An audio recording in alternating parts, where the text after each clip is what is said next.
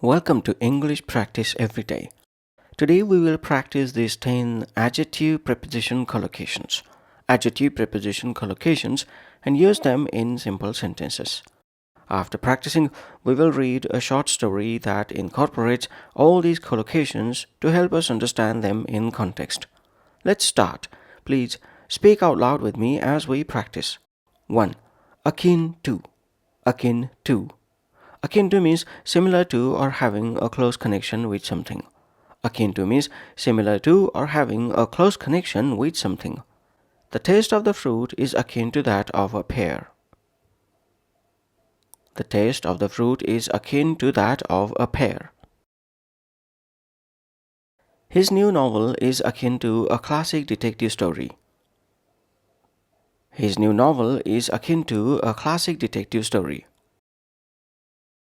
The feeling of losing a pet is akin to losing a family member. The feeling of losing a pet is akin to losing a family member.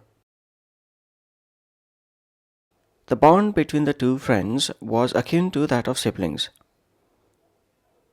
The bond between the two friends was akin to that of siblings. 2. Adept at. Adept at. Adept at means skilled or highly proficient in something. Adept at means skilled or highly proficient in something. Mark is adept at handling difficult customers. Mark is adept at handling difficult customers. Amy is adept at solving complex math problems.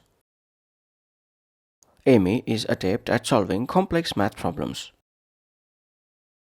The chef is adept at creating unique flavor combinations. The chef is adept at creating unique flavor combinations. Sam became adept at public speaking after years of practice. Sam became adept at public speaking after years of practice. 3. Active in. Active in. Active in means regularly involved in a particular activity or field. Active in means regularly involved in a particular activity or field.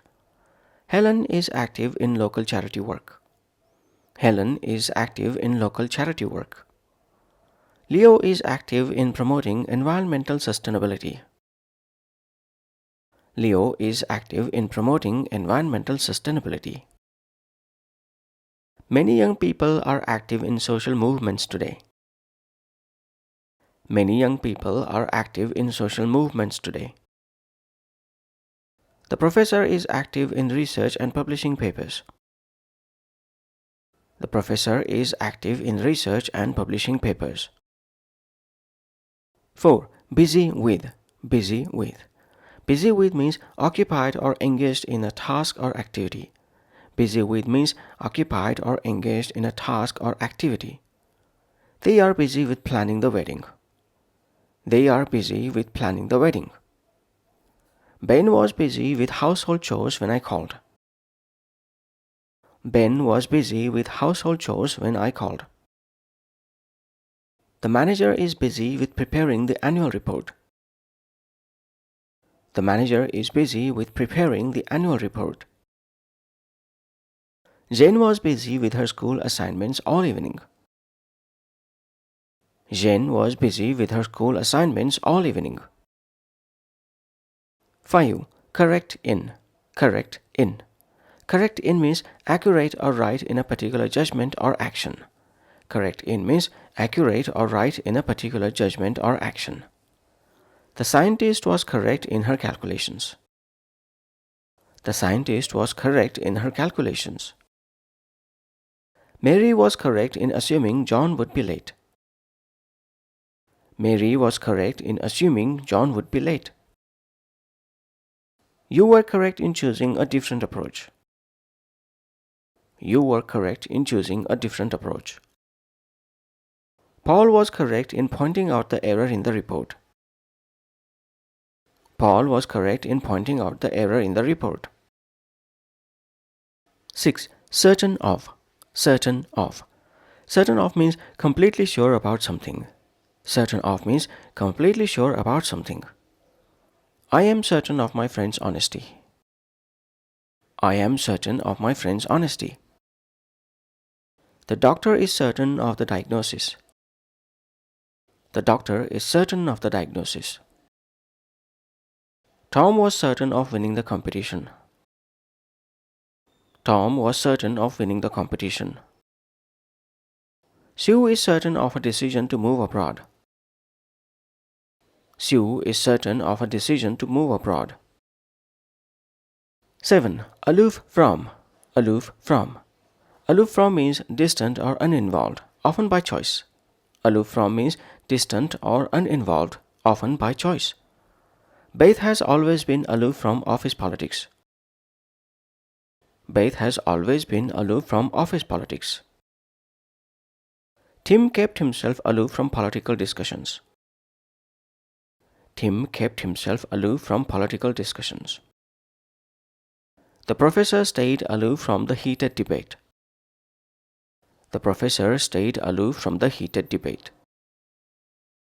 The cat sat aloof from the other animals in the room. The cat sat aloof from the other animals in the room. 8. Contrary to. Contrary to. Contrary to means opposite to or different from something expected or believed. Contrary to means opposite to or different from something expected or believed. The results were contrary to the predictions. The results were contrary to the predictions. Contrary to expectations, the film was a huge success.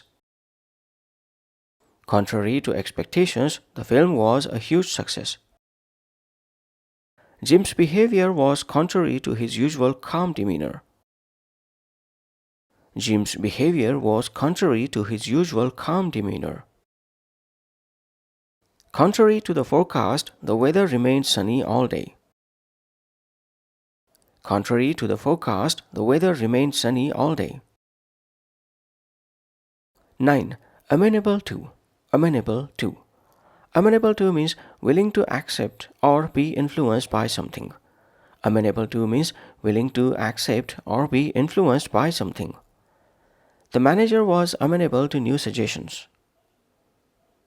The manager was amenable to new suggestions. Eve was amenable to the idea of working remotely. Eve was amenable to the idea of working remotely. The company is amenable to changes in the policy. The company is amenable to changes in the policy.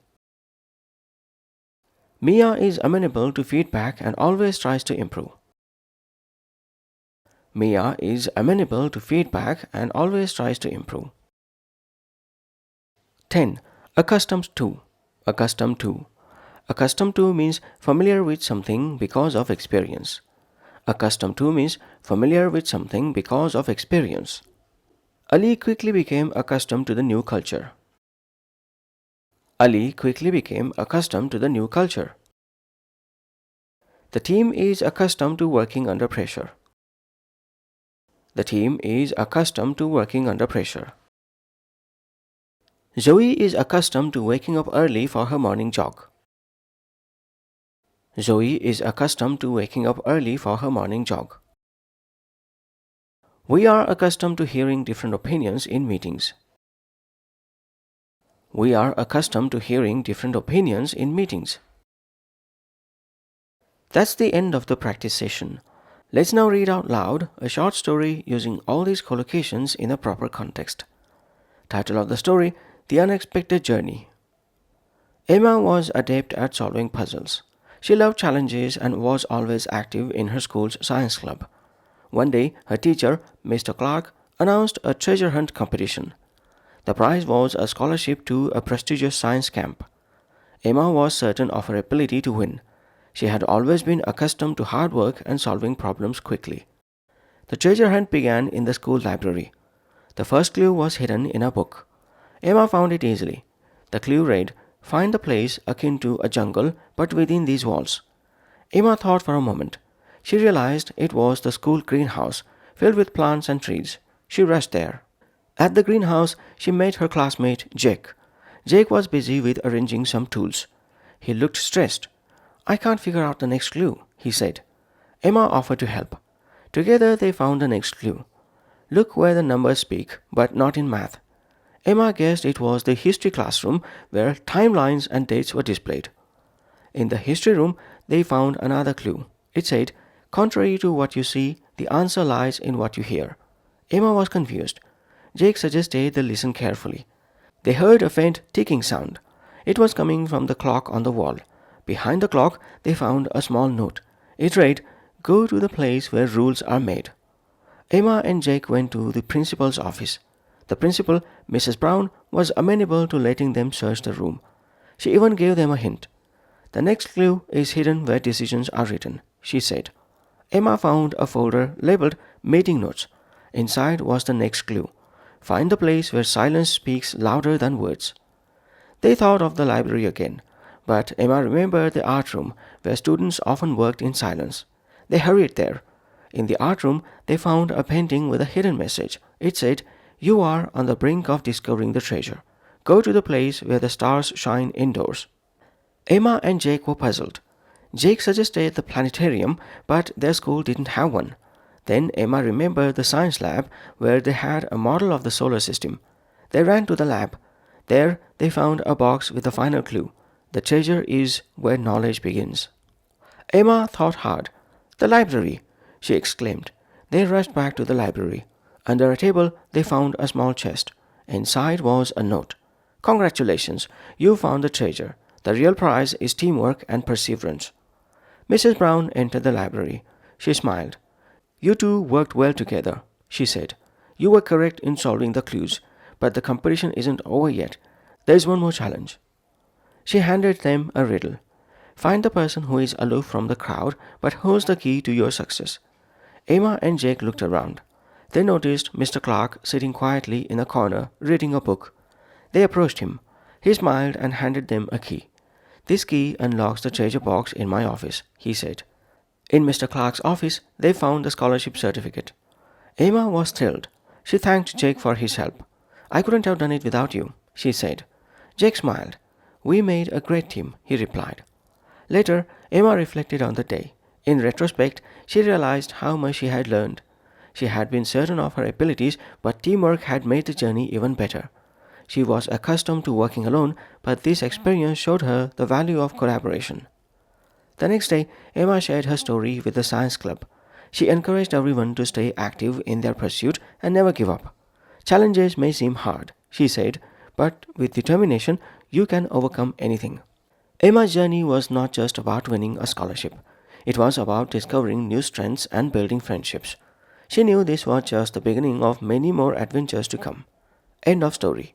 That's all for this collocations practice session.